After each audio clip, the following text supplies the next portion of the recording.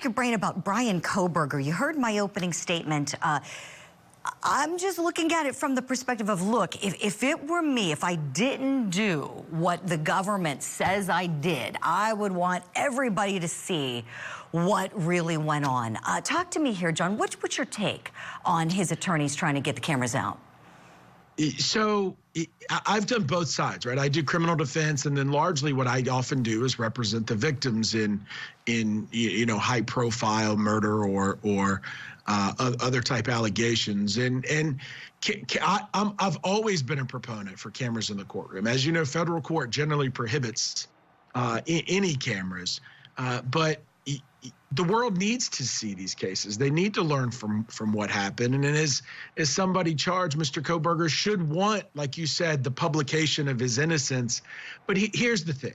Oftentimes the clips that are shown are from the prosecution's case. So they actually are, segments of a trial that defense attorneys argue are then taken out of context and try him the court of public opinion.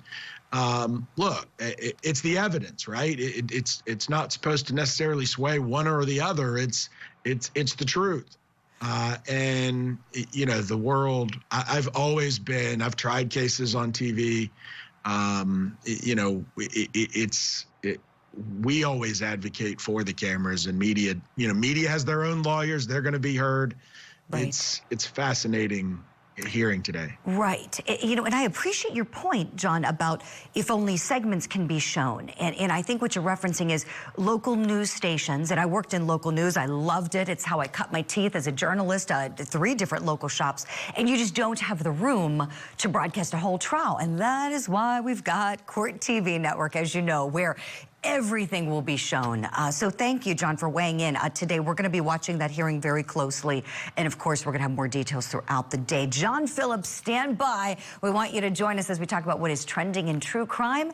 And here's what we've got next.